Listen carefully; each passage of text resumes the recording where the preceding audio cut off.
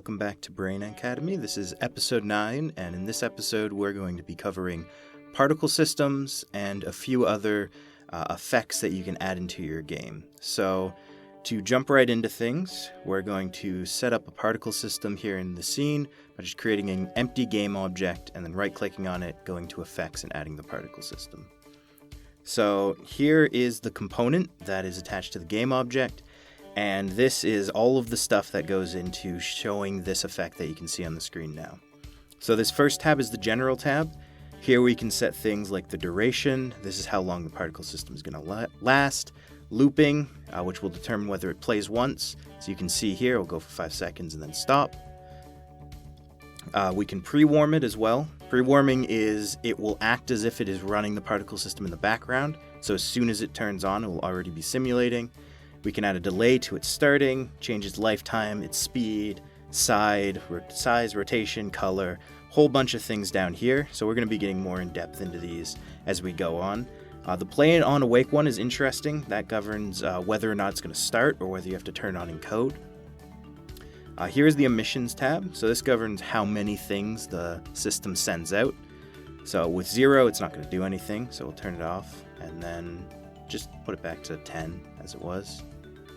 Shape governs how the particles are emitted. So here we have a cone, so it's shooting them out in a cone-like shape. We can change this to a box, or you can have a custom mesh or a sprite that it emits from, even like flat objects like circles or edges and spheres, things like that. Velocity over lifetime governs how it's going to travel over its lifetime. So if we put 10 in the Y, it's going to have a higher velocity going up in the Y and not moving in the Z or the X. And you can change anything that has this little arrow beside it. You can drop down to get additional things. So we can have curves. We can have it between 2 different values. We can have it between 2 different curves. So you get a lot of customization with all of these settings. So you can make them orbit. You can make them spin around a single point, which is the radial one here. Here we have under it the limit velocity over lifetime and inherent velocity. So that kind of governs the limits you can put on how fast a particle is going to move or how fast it's going to start moving. Color over lifetime, color over by speed, size over lifetime, size by speed. All of these are pretty much the same thing, just for different aspects of the particle. So we can change it between a gradient or a straight color, and all of these govern what it's going to look like over time or over speed. So external forces governs whether it's affected by wind zones or other things. We're not going to be covering any of that in this tutorial.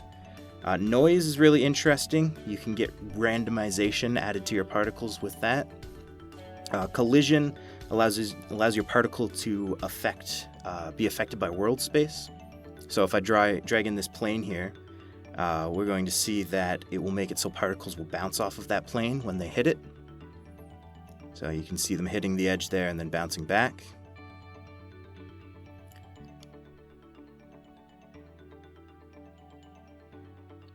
So here we have triggers. These allow you to put in a collider, and then you can tell the particle how to act when it hits that collider, whether it wants to die or add a new particle. Sub-emitters allow you to layer particles into itself. So you can have a particle system that creates a particle system, for example. Texture sheet animations allows you to send out sprites from your particle system. And you can have it move through a texture sheet and basically spawn animating sprites. The light tab allows you to create lights alongside your particles. This can get really intensive if you crank it up, so be careful when using it. But as you can see here, if I put the light in, then some of the particles, I have it at 50% right now, will spawn with a light on them. Trails adds trails to your particle, and as you can see here, it's pretty intense. If you don't have a trail material here, you just get that nice unity magenta. So if I add in the confetti system here, you can see that it looks a little bit better, not a whole lot. You'd have to tweak around in here to get them smaller like this to make it look nice. And then we're not going to be doing anything with custom data, but there's a lot of customization that you can do in there.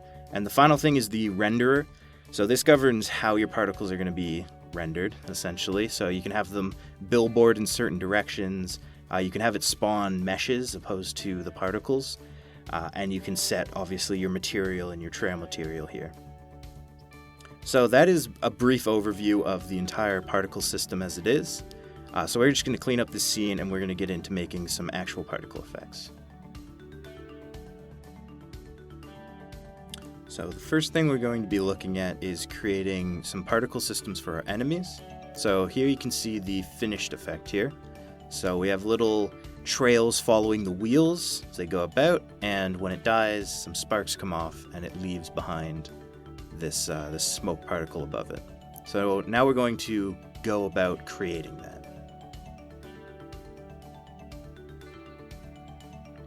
Alright, so here we have a fresh enemy prefab without the particle systems, and the first thing we're going to do is create an empty game object and just name it particle systems just for some organizational purposes. Then create another one under that, and we're going to name this PS_left. So this is going to be the left's wheels particle system, and once we're finished it, we'll just duplicate it over to the other side. So first thing we're going to do is get rid of that horrible magenta color. So just type in smoke down here, and we're going to use this PS smoke material. So how this was created is we made a lightweight rendering pipeline particle lit, so just like this. And each one of these will give you a different effect. So the blending mode we're going to keep on alpha. This is how it interacts with things behind it, essentially. And then the color mode determines how that color is going to apply to the background. So if it's subtractive, it's going to kind of be darker because there's a dark background. We're just going to keep it on multiply. So everything you've got in a regular texture, you can sort of mess around with in here, like emissions. But we're just going to leave it as it is. And now we've got the smoke coming out. There's way too much of it, and it's moving way too fast and lasting too long. So we're just going to edit the lifetime and the speed and size real quick. So 1.3 and 1.3, probably good for the lifetime. And then we're going to make another random between two constants for the speed, and do the same numbers just to have it traveling a little bit slower. And for the start size, we're going to make another random between two constants, and we're going to set this to 0.4 and 1. So we get a variety in the size of our clouds as they're coming out. And the rest of this we can just sort of leave alone. We're going to move around to Emission. And in here, we don't want any rate over time. If the bot is standing still, we don't want any particles to spawn.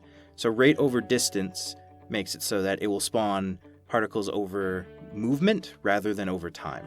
So as it moves back and forth, it's going to spew out some particles. And for the shape, we don't want a cone. We want to move this down to be an edge, so we have more control over exactly where the particles are going to spawn. So if you can see in the shape tab here, we have these options at the bottom, and these govern how we can change the actual shape without moving the particle system game object. So this leftmost one will allow us to shrink it, and the one beside it will allow us to move it just like the move tool in the rest of Unity. So we'll line it up with one of the wheels, and everything in here looks pretty much good. So we're done with shape, and now we're going to want to move on to the velocity over lifetime. So when the smoke's coming out, we want it to ever so slightly curve up near the end of its lifetime. So we're going to set this to curve, and if there is color in these little boxes, that means that that's the active curve. So turn off X and Z, and then we're just going to drag up the Y one to get us a nice gentle curve. So it'll spawn, move along the ground, and then slowly make its way up. And that's a little bit too extreme, what we have right here. So that little box under Y in the particle system curve, that is the basically the intensity of the velocity that's being applied. So we'll move that to 1.3. It's still going up, but we're going to change that later on, so we get a more gentle curve. So now we can move on to making the particle look a little bit nicer. So color over lifetime, we can get a gradient in here, and this will be the color of the particle over the duration of its life. So if we toggle it on and we go up here, this is a similar thing to what we saw with the line renderer a few episodes ago. So you have your gradient here, and we want it to slowly fade in and then slowly fade out. So we'll create 2 tabs along the top here and have it fade in, and then when it's about to die, we'll have it fade back out. And we also want it to grow over its lifetime. So this is another curve, fairly simple. We want to just use the basic sort of gentle curve upwards, so it spawns kind of small and then gets bigger over lifetime, and then just turn on rotation over lifetime and just leave that going. So now we have them spawning. They're still shooting straight up, but that is something we can fix in a little bit. So we're going to want to go into the shape here, and we're going to rotate this edge so that it's not shooting them straight up. The camera moves around a little weirdly in here sometimes, so we'll just rotate it to 90 degrees the other way. There we go. The particles now are going to shoot out behind the wheels and then kind of move across the ground, slowly make their way up, growing in size over their lifetime. So those are looking pretty good. I'm just going to turn down the rate over distance a little bit and turn up the lifetime by a little bit as well, maybe 0.8 to 1.8, just so the particles last longer as they're along the ground, so it's not as extreme of a curve upwards with the velocity. So that's looking nice. We've got some particles following the wheels and coming up and off the ground. So now we can just duplicate this with Control D, drag it over to the other wheel, and rename this to Particle System Right. And now we will have these dust motes coming up off of both of the wheels for the enemy as it moves along. So there you can see it. We have the particle systems emitting as it moves, and now we can move on to the death particle system. Alright, so to make the death particle system, we're going to make another empty game object. Just call this ps_death, and add another particle system to it. So we're going to get rid of those magenta squares off the bat. And for this one, we can just use the default Unity particle for now. There's 2 of them in here. One of them is for the lightweight render pipeline, and the other for the regular. We want to use the lightweight one. So once we have our particles actually showing up, we can change the lifetime and speed. Once again, we're going to do random between 2 constants. Just add a little variety in there. I'm going to put 1 and 2 for the lifetime, and then 5 and 10 for the speed. And then for the size, we're going to want these to be quite small. So we're going to do 0.05 and 0.12. And we don't want this one to play on awake. We want this only to be activated by code, so we're going to turn that off. And for the emission, we want a few of them to be coming out over time, but we want the bulk of them to be shooting out in bursts. So we'll have a random amount come out based on the time, so 1 in 3 per second. And then we're going to add in some of these bursts. So what these do is they'll play at set intervals and shoot out a bunch of particles at once. So you can set a random between 2 constants in here as well. So we're just going to do 15 and 8, and then a 1/10 of a second later, we're going to do another blast of them with a few less, so like 12 and 7, and then a third one in a 20th, or 2/10 of a second, rather, at 11 and 6. So these are going to all shoot out in rapid succession, and it's going to look just like a burst of sparks when we're done. So for the shape here, we're going to keep the cone, but we want to rotate it so that it's coming up off the top of the robot, so that the sparks shoot out the top portion of it and then sort of rain down around it. So we'll just rotate it to 270 facing upwards, and then we'll scale it in so it's about the diameter of the robot and fits nicely around the circular portion of it by dragging it up. Okay. So you can see the cone is quite large and extending upwards. That's because the velocity of the particles is so high. If we were to change that here, that would lower our speed. So we're just going to leave it for now. And we're going to have gravity affect these particles, which will drag them back down and they'll start to bounce. As for color, we're going to have them start between 2 random colors, like a yellow and an orange. So it will pick one of these colors when each particle spawns, and that will be its color for its lifetime. As for having the gravity, in the General tab there's this gravity modifier.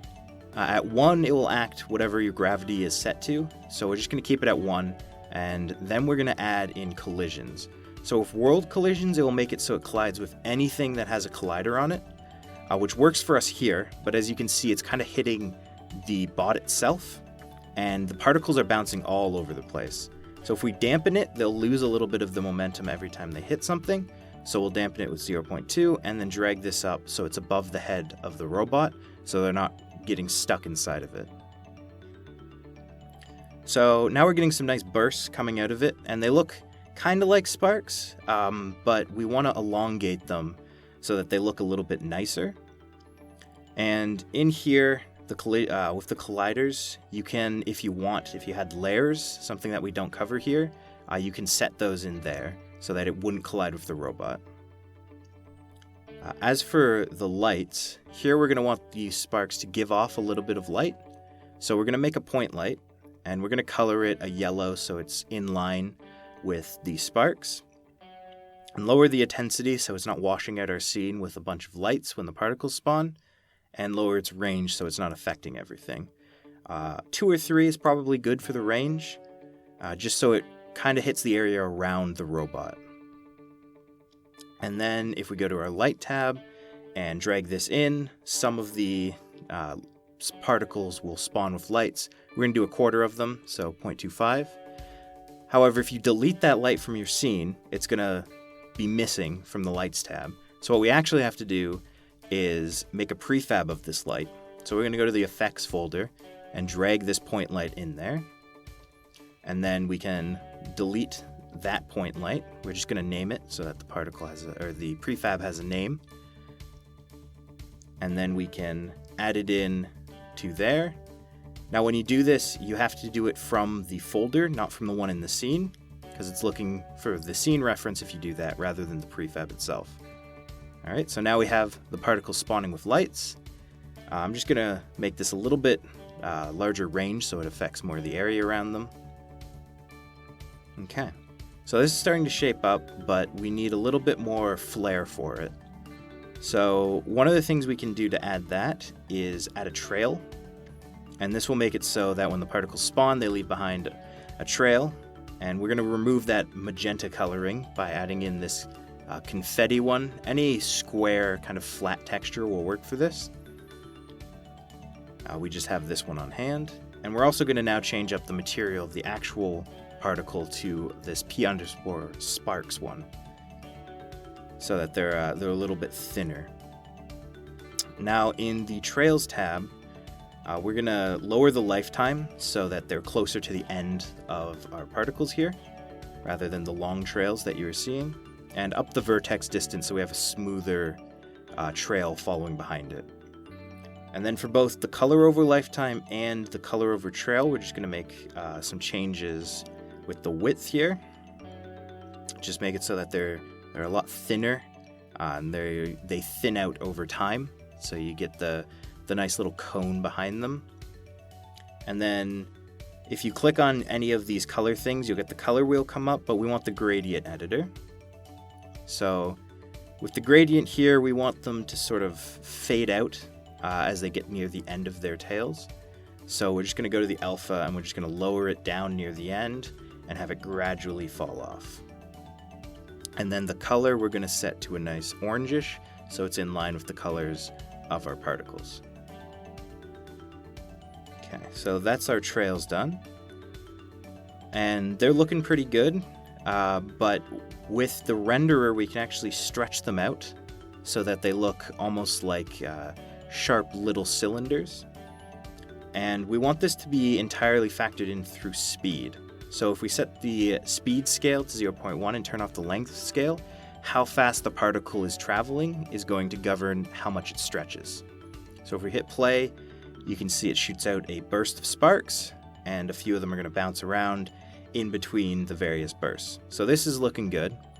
Now we're going to want to set up a different particle so that there's smoke along with the sparks. So you can mess around with this one until you feel you're comfortable with it. But I'm going to move on to the smoke particle now. So I'll make a new particle and call it particle system death smoke, and then we're going to build that one out. Alright, so we're going to add a particle system on here. And this one we want to actually add in a start delay. So after the sparks start, then we want the smoke to start coming out. So 1.15 seconds should be a good delay here. And then we're just going to mess around with some of the values here. So the start lifetime, we're going to make a random between two constants, and similar with the speed. And then for the start size, we're just going to set it to maybe 0.5 so that the particles aren't huge when they're coming out. And then we're going to set this start color to a darker color so that it turns the white of that texture to a darker gray, and then just set a flat rate of emission. So here we're going to add in the actual particles so we don't have those magenta squares. We're going to look up p_smoke and then add that in. You can see it is now emitting those smoke particles. And we're going to rotate this shape so that they're coming up out of the top of the robot. So here we don't want them to be spreading out like they are, so we're going to pull in the bottom of the cone. And I don't actually really like the cone for this particle effect. I would rather it just be a straight line going up rather than them spreading out like that. So we can just turn off the shape module itself, and they'll just emit from a single point.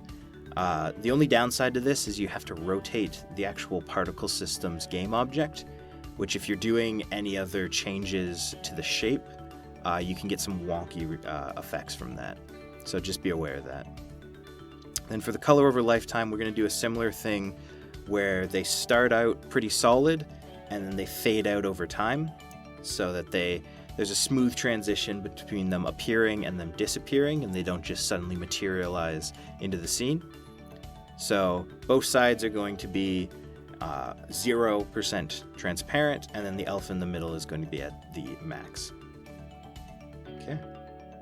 So this is already looking fine, but we want to add a few more things just to spice it up. So we'll have it spin as it's coming out, just add a little variety to it. You can just keep the default value in there. If you want your smoke to move faster, you can turn that up.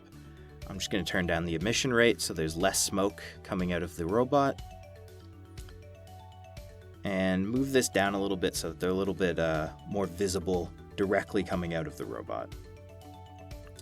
And I think that pretty much looks good. Maybe make them a little bit larger, smaller, depending on what you want. You could also add randomness in here so you get a variety of different size particles. I'm just going to have them come out as 1 and 0.8. And that is pretty much going to wrap things up for this effect. As you can see, the death and the death smoke particles are playing in unison. That is because one is parented to the other one. So when particle system death activates, it is going to activate death smoke, which has the small delay before it starts going. So if we hit play, we can see our first particle effect moving, but this one is already playing. And that is because we didn't turn off play on awaken here. So some things are inherited by their parent. Play on awake is not one of those things. So we want to plug the death particle system into this PS section on the enemy controller, and that will tell the particle system to play when the enemy dies. So for testing purposes, I'm just going to jump into the enemy controller script real quick, and I'm going to add this code in right here. So what this is doing is input.keyDown is looking for a key, which in this case I just set to A, and then when you press it, it's going to call the death script, and this ps.play down here, that is going to play the particle effect. So when you're done testing this, make sure you comment it out, so when the player is playing the game and they press A, it doesn't kill all of the enemies in your scene. But for now, I'm going to keep it in just so we can see this particle system in action. So I'll hit play, and when I press the A key, the enemy is going to die, and our particle system plays, the smoke comes out, and it will just continue to loop there for as long as the enemy is around. So now we're just going to save this prefab, and that's going to apply to all of the enemies in our game. And we have completed the enemy's death particle, so now we can move on to a few more effects here in the game. So now we're going to set up some particle systems on our checkpoints so that the player knows when they activate them. So we're just going to bring out our checkpoint prefab and add a particle system to it. And immediately we're going to want to get rid of those magenta cubes. So we're going to add the Confetti Particle texture here. So what this effect is going to be is when the player steps on the platform and activates the checkpoint, it's going to shoot out a cloud of confetti. So first off, we want these particles to be traveling pretty fast so that the explosion feels nice. And we want them to be small because there's going to be a bunch of them and we don't want to cloud up the screen. And here we're going to want to set this gradient preset, which I've just done by creating individual tabs along the bottom and having them just immediately go from one color to the next across the way. So the way this is going to work is it's going to pick one of these colors for each individual particle that is affected. And we want it to have a gravity multiplier so that the confetti gets pulled down. We'll do 0.8 here, so it's not quite as strong as the actual gravity. And we don't want any rate over time. We just want one burst. And I'm just going to put 80 in here because that's a nice amount for the particles. As for the emission, we are going to want to keep the cone itself. We're just going to want to rotate it so it's facing up over the checkpoint so that the particles emit upwards and then spread out. And we can just bring this in a little bit so that the cone's a little more controlled and the particles kind of blast out and they don't spread out in a huge cloud. They stay mostly above the checkpoint itself. So I think that should be good. And now we're going to want to readjust the speed because we adjusted the cone's size and that changed the speed of our particle. So we're going to put that back up to 7. So we're getting a nice cloud coming out here. But we need it to sort of hit the environment around it as well as spin. So first we're going to add in just 90 for the rotation by speed. So the faster they're going, the faster they're going to rotate, and a little bit of randomness to be added in with noise. Not quite that much, just a little bit so that they don't always follow the same pattern as they're coming out. So we're going to do 0.1 for the strength of the noise. And then for collisions, we're just going to turn on world so that they can hit walls and grounds in the player. And then we're going to want to dampen it to 0.1 and the bounce to be 0.1 so they're not flying all over the place after they spawn in. And we're going to move up this cone here just a little bit so it's not colliding with the actual collider of the checkpoint. So I think the cloud is looking good now. And we're just going to add in some trails to it and play around with the color so we're getting a nicer effect. So first we're going to do the trails. So as soon as we turn them on, we can see we're getting this weird octopus looking monster that's spawning. And that's because the color needs to be set not to gradient, but to random color. And random color will pick a single point along that gradient line, and that will be what the color is set to.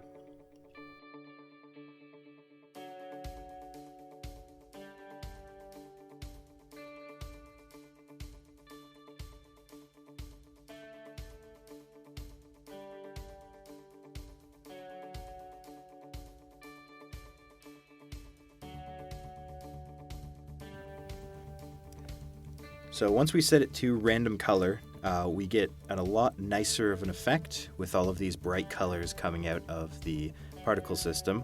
That's a little much for the screen though, so we're going to turn down those trails so that they're a lot shorter and they don't fill up the screen for as long. So if we go down to the trails module, ratio determines how many of the particles will have a trail, and lifetime determines how long that trail is relative to the particle. So we're going to set the lifetime to be 0.05. So the trail will last for 5% of the particle's lifetime. And then we're going to go down to width over trail. And we're going to change that as well, so that they're not the same thickness over the entirety of their lifetime. And then we want the trails to fade out nicely, so we're going to use this preset here, which is just the end is turned off in terms of alpha. So there we have the trail fading out nicely, trailing behind the particle and then disappearing as they hit the ground, with the particles remaining and kind of spinning on the ground for the remainder of the effect. So this is the first half of the checkpoint particle system. Next, we're going to add some stuff to the base so that we have some rings coming up, make it kind of high-tech and futuristic. So now that we have the confetti particle system done, we're going to move on to making this rings particle system. So we're going to create a new game object, add a particle system to it. We're going to want to increase the lifetime for this one, and probably increase the size for it as well. And we don't want it to start with any speed. So this is just going to spawn a whole bunch of particles at the base of the platform right now, and we're going to want to use this checkpoint ring material so that we have all of these rings popping up right at the base of the system here. And we're going to want to make them semi-transparent, so this bottom slider here is the alpha. Move that down a little bit and get a nice blue color so that it matches the color of our platform. And we're going to increase the simulation speed here to 2. So what the simulation speed does is it essentially speeds up the entire system without changing any of the values. So you can make a system at regular speed, and if you're feeling that it's a little bit too slow, you can then speed it up with that slider there. For rate over time, we're going to want it to be fairly slow, so 0.7, which means 0.7 will spawn per second, so we'll be getting them a few a second. And then for velocity over lifetime, we're going to want to just give it a Y value. So 0.2 here will make it so that the rings slowly move upwards. And for color over lifetime, we're going to want to make a gradient that makes it so the rings slowly fade out. So lower the alpha at the beginning, put a full one in the middle, and then lower it at the end again, so that they slowly fade out and they slowly fade in. So the rings are now rising up from the platform, but they're not horizontal. They're billboarding directly towards the camera, and they're also not scaling at all. So here we're going to want to take this curve, and we want them to start small, bulge out in the middle, and then get smaller when they start to disappear as well. So lower both of the keys on either side, then make a new key in the middle by right-clicking and just raise it up, and they will start small, bulge out, and then get smaller again. And finally, in the renderer, we can take billboard and go to horizontal billboard so that they will always render horizontal to the camera. So now we have these rings coming up out of the platform and then slowly fading away. And if we test the whole system by just clicking play on checkpoint, we can see the confetti goes off and then these rings slowly begin to rise out of the platform. And we don't want the confetti to be looping, so we want it to play once every time the player activates this checkpoint. And now that this is all good to go, we can save this as a prefab, make sure we have all of our systems working properly. Feel free to mess around with them to get something that you're comfortable with. And then we can hook up this in the code. So I'm going to open the checkpoint script, and you'll recall writing this back in episode 4. So we just need to add a few things into here to make it so that the particle system plays when we want it to. So I'm just going to copy some code that Agusha has given me. And this right here is going to check to see if this checkpoint is the current checkpoint, and then it is going to check to make sure that there are no particle systems playing if there is a particle system, and then it will play the particle system on the object. So this is going to make it when the player enters into the checkpoint, if it is not their current checkpoint, it is going to shoot off the confetti particles and continue to play the rings. So make sure play on awake is not on for the confetti system, because otherwise it's going to play immediately when the game starts, and we want it to only play when the code tells it to play. And the same thing for the rings particle system. So in order to test this, we can see when we hit play, nothing happens. But if we bring our player prefab into this scene, and we're just going to have him drop down on top of the checkpoint, and as soon as the collider enters the area, the particle systems will begin to play. So we get the confetti, and then we get the rings coming up off of it. So this checkpoint is finished. We have all of the effects on it, and it is ready to be put into the game.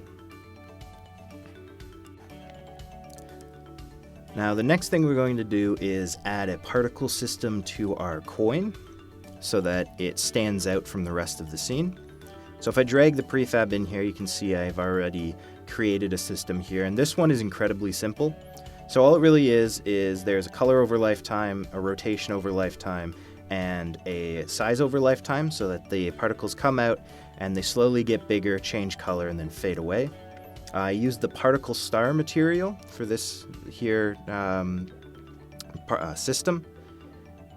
And another one that I've created is this hookshot particle.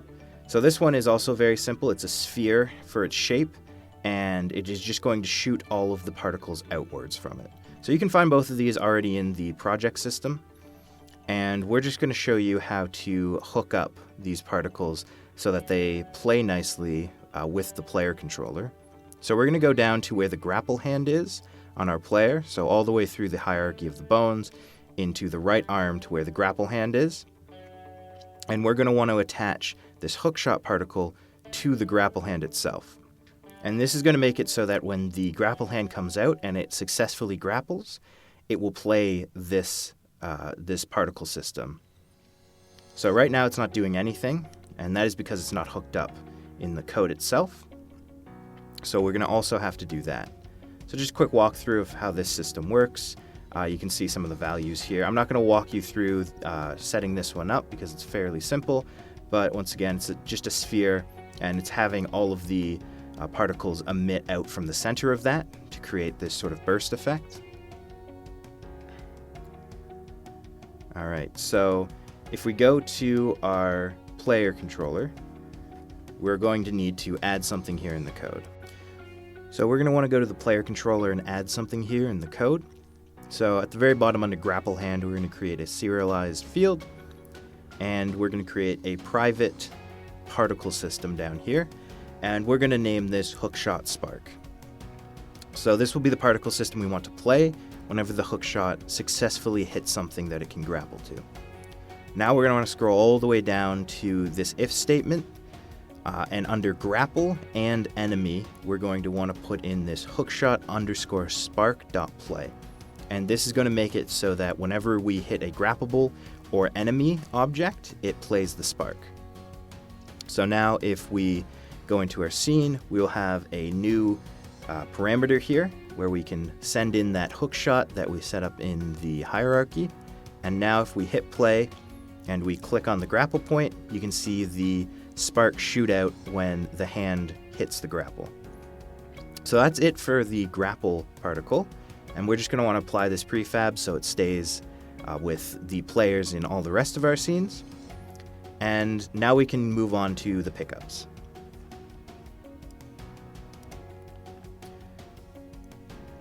So I'm going to open up a few of the different scripts here because we need to add in the pickup particle systems as well. So I'm going to open up pickup, coin tracker, and health tracker.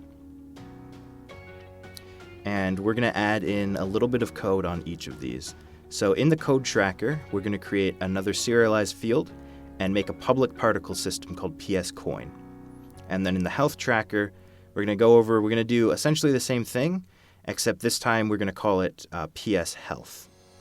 So these are going to allow us to put in particle systems for when we pick up a coin and when we pick up a health pickup.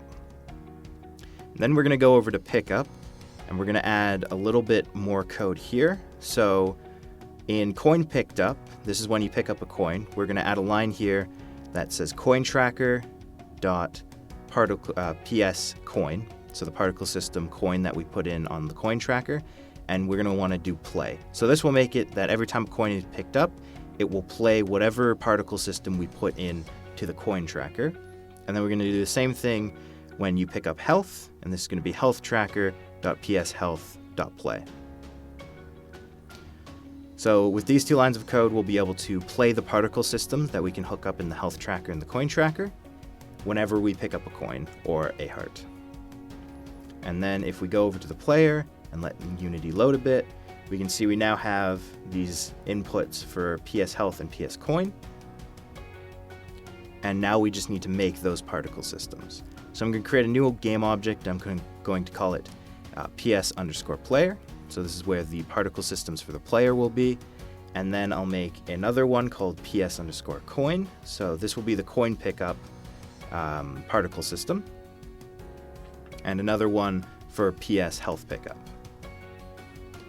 Now I'm just going to make these two particle systems very similar to each other. You're welcome to customize them later on if you want to.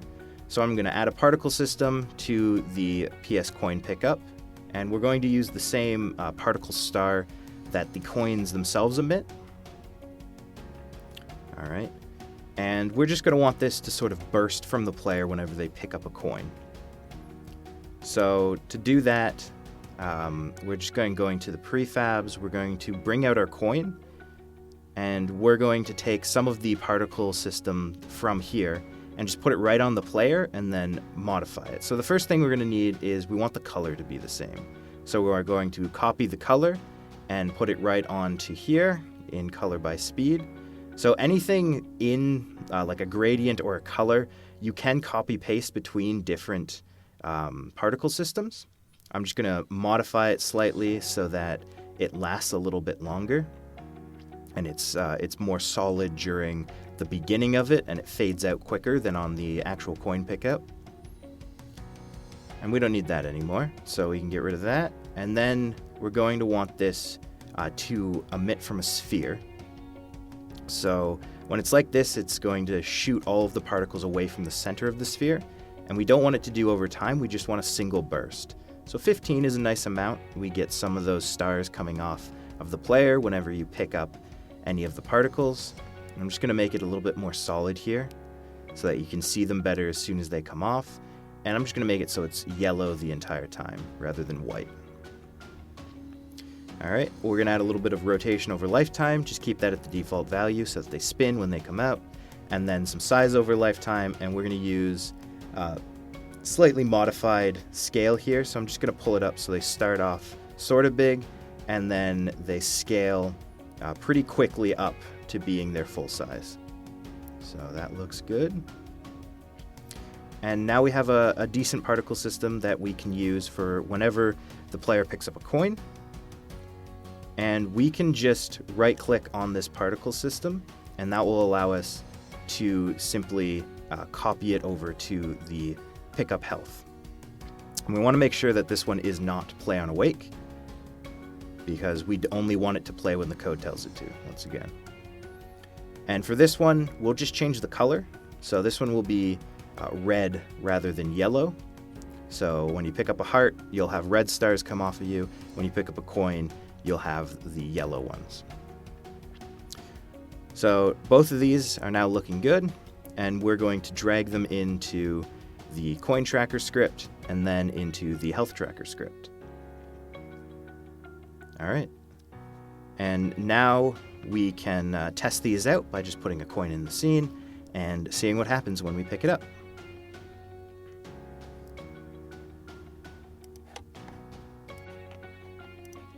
All right, so if I hit play here and just jump into this coin, we can see the particles shoot off from the player, but they also sort of move with the player's body. And we don't want that to happen.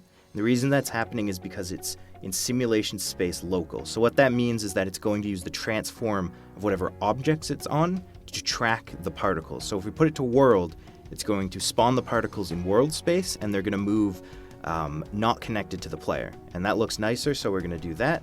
And that's really the last thing we need to do on this, and then it's good to go. And that is everything for particles in this episode. Next, we're going to look at putting some audio into the game and a few other effects that can spice up the user's experience.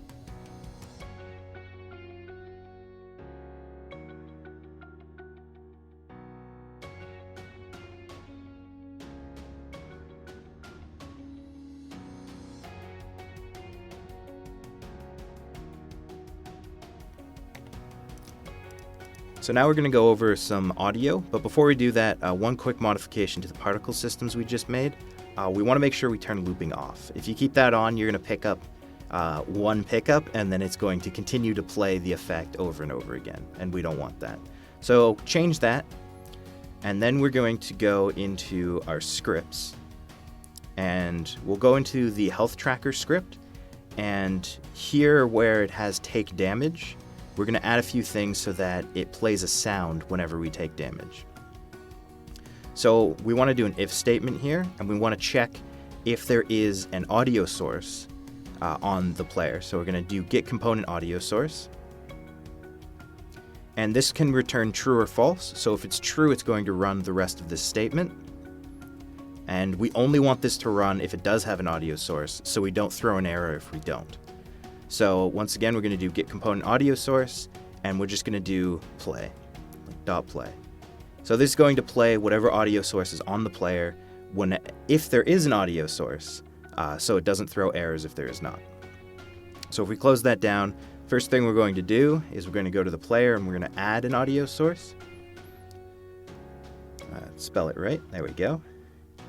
And the audio source has a lot of options in here. You can mute it, you can change the volume. Priority is whether or not it will play over another sound. So if you have 128 sounds in your scene, this one would play over the rest of them. You can mute, you can bypass various effects and reverb zones. We're not going to be going super in-depth into audio as it's a huge topic, so we're just going to cover the basics of how this works. If you do decide to use 3D sound, we're not using it. You can essentially drag this sphere, and that's the effective zone in which you'll hear that sound. But we're going to be using 2D sound since our camera is locked to a single plane. So if we go into scene assets and sound, we have this damage sound down here, and we just drag that up into the audio clip, and we don't want it to play on awake. And now if we play and we take damage by jumping into this damage zone I've created here, it is going to play the effect. So it will keep playing. I'm getting an error here because there's no checkpoint in the scene and I've died, but it is all working properly. And that is really the simplest way to put sound into your game, by just having an audio source on an object that is told by scripts to play whenever a certain condition is met.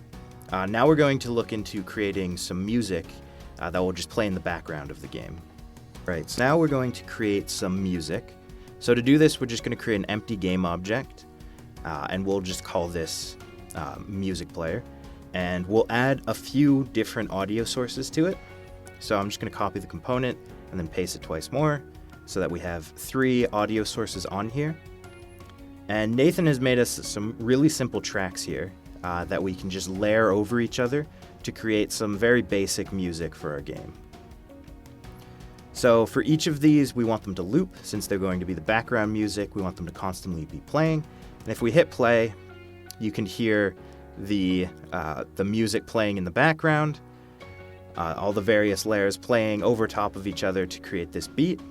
And if we go into the music player, we can just toggle these on and off to disable various different layers of the music. If you wanted to, you could have different combinations of these for each level.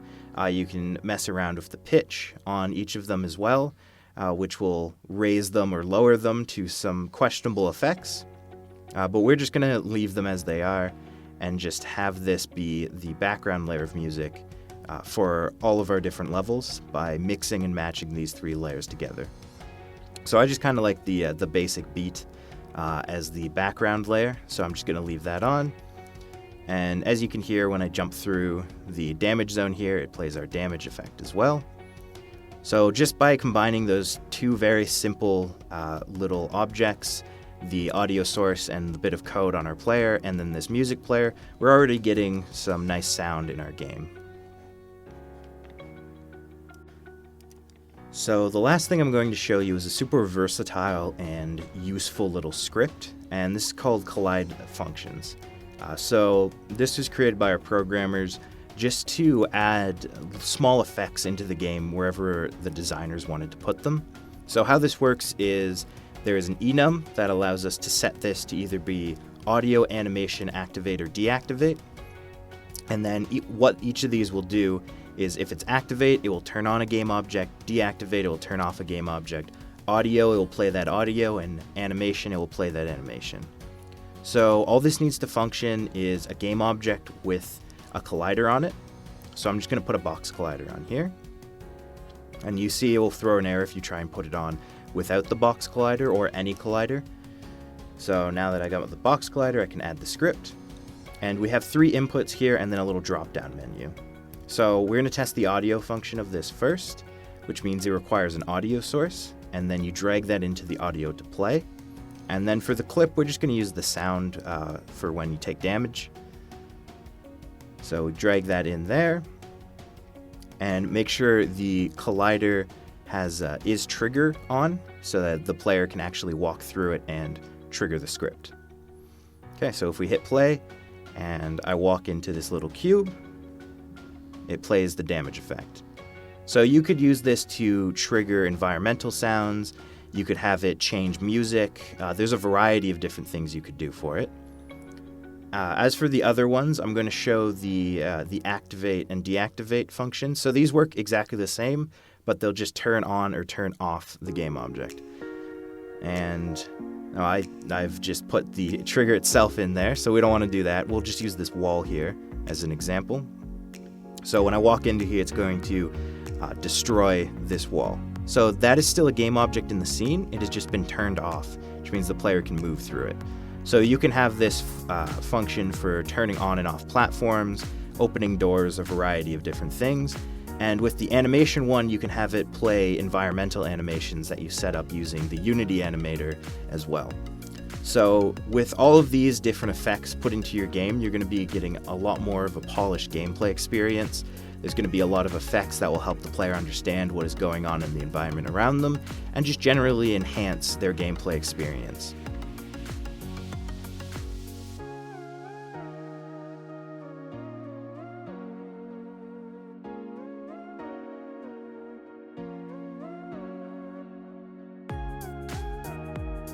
So this is the end of episode 9, and this is our final episode actually working on the game. Next episode, we're going to be covering how to package up the game and get it ready to send out into the world. So thank you all for listening. This has been Adam at Brain Academy. I hope you have found these tutorials to be useful. We have a few links in the description for additional tutorials on particle systems and other game effects. But this will be my last episode, so thank you all for watching. It's been a pleasure learning and teaching with all of you, and good luck in whatever field you choose to pursue with these skills. See ya.